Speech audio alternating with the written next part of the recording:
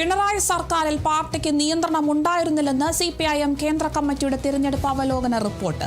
നിയന്ത്രണമുണ്ടായിരുന്നുവെങ്കിൽ അനാവശ്യ വിവാദങ്ങൾ ഒഴിവാക്കാമായിരുന്നു. അഹങ്കാരം, അഴിമതി, സ്വജനപക്ഷപാതം, ആഡംബര ജീവിതം എന്നീ മോശം പ്രവണതകൾ നേതാക്കളിലുണ്ടായി. പിണറായി വിജയനെ കേന്ദ്രീകരിച്ചുള്ള പ്രചാരണം തിരിച്ചടിയായെന്നും CPIM വെബ്സൈറ്റിൽ പ്രസിദ്ധീകരിച്ച അവലോകന റിപ്പോർട്ടിൽ പറയുന്നു. വിവരങ്ങളുമായി ബിനോയ് ചേരുന്നുണ്ട്. ബിനോയ്, എന്തായാലും CPIMന്റെ അവലോകന റിപ്പോർട്ടാണ് പുറത്തു വന്നിട്ടുള്ളത്. ഇതിൽ നിയന്ത്രണം ഉണ്ടായിരുന്നെങ്കിൽ അനാവശ്യ വിവാദങ്ങളൊക്കെ ഒഴിവാക്കാമായിരുന്നു എന്നാണ് പ്രധാനമായും റിപ്പോർട്ടിൽ പറയുന്നത്. മറ്റെന്തൊക്കെ വിവരങ്ങളാണ് ഈ അവലോകന റിപ്പോർട്ടിലുള്ളത്? വിവരങ്ങൾ എങ്ങനെയാണ്?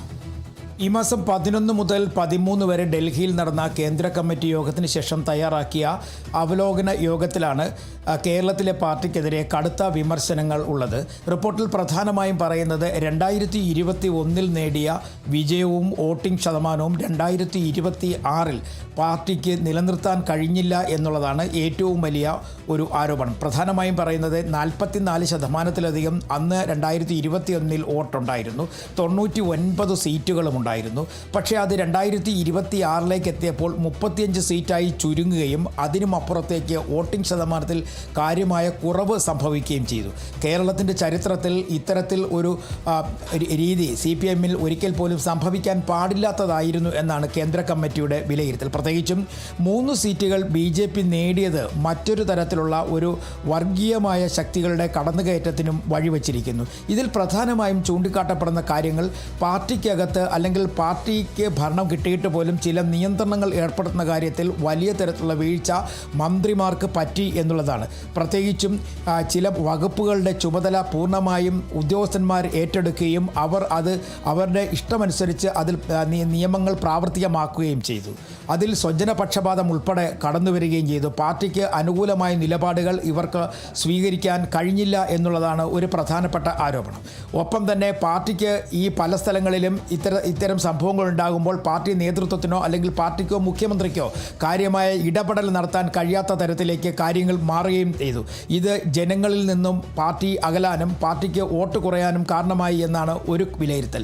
അതേസമയം പാർട്ടിയുമായി ബന്ധപ്പെട്ട് കഴിഞ്ഞ 5 വർഷത്തിനുള്ള പ്രധാനപ്പെട്ട റിവ്യൂവിൽ ഭരണപരമായ രംഗത്തുണ്ടായ വീഴ്ചകൾ ഓരോന്നും ചൂണ്ടിക്കാണിക്കപ്പെടുന്നുണ്ടെങ്കിൽ തന്നെയും പിന്നീട് എത്തുമ്പോഴേക്കും സ്ഥാനാർത്ഥി നിർണയം ഉൾപ്പെടെയുള്ള കാര്യങ്ങളിൽ രാഷ്ട്രീയപരമായി ചില നീക്കങ്ങൾ നടത്തിയതിൽ വൻ പരാജയം എന്ന് തന്നെയാണ് റിപ്പോർട്ട് സൂചിപ്പിക്കുന്നത്. പ്രത്യേകിച്ചും തളിപ്പറമ്പിലും പയ്യന്നൂരിലും സ്ഥാനാർത്ഥി നിർണയം, ഒപ്പം തന്നെ ശൈലജ ടീച്ചറിനെ അവർക്ക് നൽകേണ്ട സീറ്റ് മറ്റൊരു സ്ഥലത്തേക്ക് മാറ്റിയത്, പേരാവൂരിലേക്ക് മാറ്റിയത് തന്നെയാണ് ഏറ്റവും വലിയ ചർച്ച. കാരണം അവർ വിജയിച്ചിരുന്ന മട്ടന്നൂരിൽ നിന്നും പേരാവൂരിലേക്ക് മാറ്റിയത് പാർട്ടിക്കകത്ത് അണികളിൽ തന്നെ വലിയ തരത്തിലുള്ള വിയോജിപ്പുണ്ടായി. കാരണം ഏതു സമയത്തും വിജയിക്കാൻ സാധ്യതയുള്ള, ഏത് മണ്ഡലത്തിലും വിജയിക്കാൻ സാധ്യതയുള്ള ഒരു സ്ഥാനാർത്ഥിയായ ശൈലജ ടീച്ചറിനെ ഒരു കാര്യവുമില്ലാതെ തന്നെ മറ്റൊരു മണ്ഡലത്തിലേക്ക് മാറ്റപ്പെടുന്നു. അത് പാർട്ടിയിൽ ജില്ലാ കമ്മിറ്റിയുടെ തീരുമാനമായിരുന്നെങ്കിൽ പോലും സംസ്ഥാന നേതൃത്വം ഇത് അംഗീകരിക്കേണ്ടി വന്നു.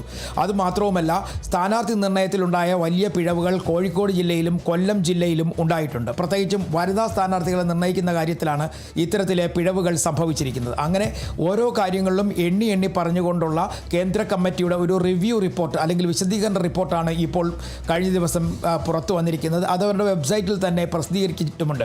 ഇതിൽ നിന്നും പാർട്ടി ഉൾക്കൊള്ളേണ്ട ചില ഗുണപാഠങ്ങൾ ഉൾപ്പെടെ പറയുന്നുണ്ട്. ഇതിൽ കേരള സംസ്ഥാനത്തെ മാത്രമല്ല പറയുന്നത്, അസാമിലും അതുപോലെ തന്നെ പശ്ചിമ ബംഗാളിലുമൊക്കെ ഉണ്ടായ വലിയ തരത്തിലുള്ള പാർട്ടിക്കുണ്ടായ പരാജയങ്ങൾ എടുത്തു പറഞ്ഞ് മുന്നോട്ട് പോവുകയും ചെയ്യുന്നുണ്ട്. കാരണം ദേശീയ തലത്തിൽ പാർട്ടിക്ക് കഴിഞ്ഞ വർഷം 2021 കിട്ടിയ വോട്ടിംഗ് ശതമാനത്തേക്കാൾ കുറവ് വന്നിരിക്കുന്നു എന്നുള്ളതാണ് ഒരു പ്രധാനപ്പെട്ട കാര്യം. അതിൽ എടുത്തു പറയുന്നൊരു കാര്യം പശ്ചിമ ബംഗാളിലുണ്ടായ ഒരു സാഹചര്യം. പശ്ചിമ ബംഗാളിൽ BJP കടന്നു വരികയും അവർ അധികാരത്തിലെത്തുകയും ചെയ്തിരിക്കുന്നു.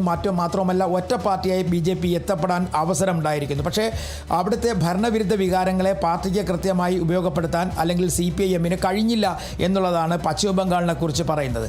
അങ്ങനെ തുടങ്ങി ഇന്ത്യയിലെ ഒട്ടുമിക്ക സംസ്ഥാനങ്ങളിലെയും പ്രശ്നങ്ങൾ കൃത്യമായി പ്രതിപാദിക്കുന്ന ഒരു അവലോകന റിപ്പോർട്ടാണ് പാർട്ടിയുടെ വെബ്സൈറ്റിൽ പുറത്തുവിട്ടിരിക്കുന്നത്. ഇത് വരും ദിവസങ്ങളിൽ പാർട്ടിക്കകത്ത് തന്നെ ചർച്ച ചെയ്യപ്പെടും. കാരണം ഈ 11 മുതൽ 13 വരെ ചേർന്ന കേന്ദ്ര കമ്മിറ്റി യോഗത്തിൽ സംസ്ഥാന നേതാക്കൾക്കും സംസ്ഥാന നേതൃത്വത്തിനെതിരെ വലിയ തരത്തിലുള്ള വിമർശനം ദേശീയ നേതാക്കന്മാരുടെ ഭാഗത്ത് നിന്ന് ഉണ്ടായിരുന്നു. പ്രത്യേകിച്ചും കേരളത്തെ സംബന്ധിച്ചിടത്തോളം കേരളത്തിൽ മുഖ്യമന്ത്രി ഉൾപ്പെടെയുള്ളവർ നിലനിർത്തി പോന്നിരുന്ന ഒരു ഏകാധിപത്യ സ്വഭാവം ജനകീയമായ പാർട്ടിയിൽ അല്ലെങ്കിൽ ജനകീയ അടിത്തറയുള്ള ഒരു രാഷ്ട്രീയ പാർട്ടിയെ സംബന്ധിച്ചിടത്തോളം അത് എങ്ങനെയാണ് മുന്നോട്ട് നയിക്കേണ്ടത് എന്ന് മറന്നുകൊണ്ട് ചില നേതാക്കന്മാരും ഒപ്പം തന്നെ ചില മന്ത്രിമാരും പ്രവർത്തിച്ചു എന്നുള്ളതാണ് ഏറ്റവും പ്രധാനപ്പെട്ട കാര്യമായി പറയപ്പെടുന്നത്. എന്തായാലും പാർട്ടിയെ സംബന്ധിച്ചിടത്തോളം പാർട്ടിക്ക് തെറ്റുപറ്റി എന്ന ഒരു തുറന്ന് സമ്മതിക്കലാണ് ഈ റിവ്യൂ റിപ്പോർട്ടെന്ന് പറയേണ്ടി വരും. കാരണം ദേശീയ തലത്തിൽ ഇത്രയധികം വിശദമായി ചർച്ച ചെയ്യപ്പെട്ട ഒരു റിപ്പോർട്ട് ഇതിനു മുമ്പ് ഉണ്ടായിട്ടില്ല. കാരണം ഈ പല സമയങ്ങളിലും പാർട്ടിക്ക് വൻ പരാജയങ്ങൾ ഉണ്ടായിട്ടുണ്ട്, തോൽവികൾ അത് അംഗീകരിക്കുകയും ചെയ്തിട്ടുണ്ട്. പക്ഷേ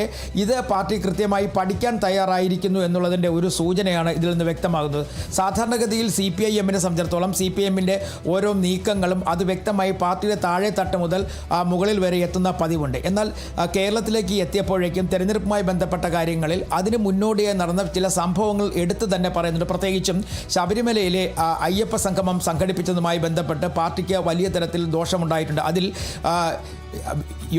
യോഗി ആദിത്യനാഥിൻ്റെ ഒരു അയ്യപ്പ സംഘവുമായി ബന്ധപ്പെട്ട് യോഗി ആദിത്യനാഥ് അയച്ച ഒരു സന്ദേശം, ആ സന്ദേശം മുഖ്യമന്ത്രിയുടെ സ്ഥാനത്തിൽ അത് വായിച്ചു എന്നുള്ളതാണ് ഒരു പ്രധാനപ്പെട്ട പ്രശ്നമായി പറയപ്പെടുന്നത്. അത് വർഗീയമായി പാർട്ടിക്കകത്തേക്ക് ചില പ്രശ്നങ്ങൾ, പ്രതിസന്ധികൾ ഉണ്ടാക്കാൻ കാരണമായി എന്ന് പറയുമ്പോഴും ഈ തിരുവിതാംകൂർ ദേവസ്വം ബോർഡുമായി ബന്ധപ്പെട്ട സ്വർണ്ണപ്പാളി വിവാദത്തിൽ ആദ്യഘട്ടത്തിൽ തന്നെ അതിൽ പങ്കാളികളായ, അതിൽ ഉൾപ്പെട്ടു എന്ന് കരുതപ്പെടുന്ന നേതാക്കന്മാർക്കെതിരെ നടപടിയെടുക്കുന്ന കാര്യത്തിൽ വലിയ വീഴ്ച പാർട്ടിക്കകത്ത് സംഭവിച്ചു. തുടക്കത്തിൽ തന്നെ A. പത്മകുമാർ ഉൾപ്പെടെയുള്ളവർക്കെതിരെ നടപടി സ്വീകരിച്ചിരുന്നുവെങ്കിൽ പാർട്ടിക്ക് ഇത്രയധികം ക്ഷീണം സംഭവിക്കത്തില്ലായിരുന്നു. ശബരിമല സ്വർണ്ണപ്പാളി വിവാദം ഉൾപ്പെടെയുള്ളത് ചർച്ച ചെയ്യപ്പെട്ടപ്പോൾ പാർട്ടിക്ക് അതിനെ തടയിടാനോ അല്ലെങ്കിൽ അതിനൊരു ബദൽ നീക്കം നടത്തുവാനോ കഴിയാതെയായി. അത് കോൺഗ്രസ് കൃത്യമായി ഉപയോഗപ്പെടുത്തുകയും അവർക്ക് വിജയത്തിലെത്തുവാൻ കഴിയുകയും ചെയ്തു എന്നുള്ളതാണ് മറ്റൊരു കാര്യമായി സൂചിപ്പിക്കപ്പെടുന്നത്. അങ്ങനെ പാർട്ടിക്ക് കഴിഞ്ഞ 5 വർഷത്തിനിടയിൽ എവിടെ എന്തൊക്കെ തരത്തിലുള്ള പരാജയങ്ങൾ സംഭവിച്ചിട്ടുണ്ടോ, ഏതൊക്കെ തരത്തിലുള്ള വീഴ്ചകൾ സംഭവിച്ചിട്ടുണ്ടോ എന്നുള്ളത് വ്യക്തമായി വെളിപ്പെടുത്തുന്ന തരത്തിലുള്ള ഒരു അവലോകന റിപ്പോർട്ടാണ് ഇപ്പോൾ പുറത്തു വന്നിരിക്കുന്നത്. ഇത് ദേശീയ തലത്തിലുള്ള കാര്യങ്ങളാണ് പറയുന്നതെങ്കിൽ തന്നെയും അത് SIRൻ്റെ കാര്യങ്ങൾ പറയുന്നുണ്ട്, ഇലക്ഷൻ കമ്മീഷനുമായി ബന്ധപ്പെട്ട പ്രശ്നങ്ങൾ പറയുന്നുണ്ടെങ്കിൽ തന്നെയും കേരളത്തിലേക്ക് മാത്രം വിരൽ ചൂണ്ടപ്പെടുന്ന തരത്തിലാണ് കൂടുതൽ ഭാഗങ്ങളും പറഞ്ഞു വരുന്നത്. കാരണം ഇന്ത്യയിൽ കമ്മ്യൂണിസ്റ്റ് പാർട്ടി ഓഫ് ഇന്ത്യ മാർക്സിസ്റ്റ് ഭരിക്കപ്പെടുന്ന ഒരു സംസ്ഥാനം കേരളമായിരുന്നു. ആ കേരളത്തിൽ ഈ 2021 വോട്ടിംഗ് ശതമാനം ഇത്രയധികം കുറയപ്പെട്ടു എന്ന് പറയുമ്പോൾ അത് രാഷ്ട്രീയപരമായി വലിയ തരത്തിൽ ചർച്ച ചെയ്യപ്പെടും എന്നുള്ളത് ഉറപ്പാണ്. സാധാരണഗതിയിൽ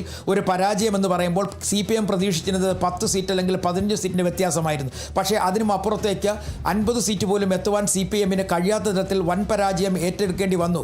അത് മാത്രവുമല്ല, CPMും CPIയുമായിട്ടുള്ള ചില ആ പ്രശ്നങ്ങൾ പരിഹരിക്കാൻ കഴിയാതെ പോയി. PM ശ്രീ പോലുള്ള പദ്ധതികൾ, അതായത് കൂട്ടുത്തരവാദിത്തത്തോടെ നടപ്പിലാക്കേണ്ട പദ്ധതികൾ, അവിടെ ആ പദ്ധതികൾ നടപ്പാക്കുന്നതിൽ വലിയ തരത്തിലുള്ള വീഴ്ചയുണ്ടായി. ഒരു ഏകാധിപത്യ സ്വഭാവത്തോടു കൂടി തന്നെ PM ശ്രീ പോലുള്ള പദ്ധതികൾ നടപ്പിലാക്കാനുള്ള ശ്രമം CPM നടത്തിയത് അത് പാർട്ടിക്ക് തന്നെ ദോഷം ചെയ്തു. പാർട്ടി അണികളിൽ അത് വലിയ ചർച്ചയായി മാറപ്പെട്ടു. ചോർന്നു പോകപ്പെട്ട വോട്ടുകളിൽ നല്ല ശതമാനം പാർട്ടിയുടേതാണ് എന്നുള്ള സൂചന കൂടി നൽകുന്നതാണ് ഈ റിപ്പോർട്ട്. ശരി, വ്യക്തമാണ്. എന്തായാലും CPIM കേന്ദ്ര കമ്മിറ്റിയുടെ തിരഞ്ഞെടുപ്പ് അവലോകന റിപ്പോർട്ടാണ് ഇപ്പോൾ പുറത്തു വന്നിട്ടുള്ളത്. നിയന്ത്രണം ഉണ്ടായിരുന്നെങ്കിൽ അനാവശ്യമായ വിവാദങ്ങളൊക്കെ ഒഴിവാക്കാമായിരുന്നു എന്നതാണ് പ്രധാനമായും ഈ ഒരു റിപ്പോർട്ടിൽ പറയുന്നത്. കൂടുതൽ വിശദാംശങ്ങൾ നൽകിയത് DB നോയാണ്.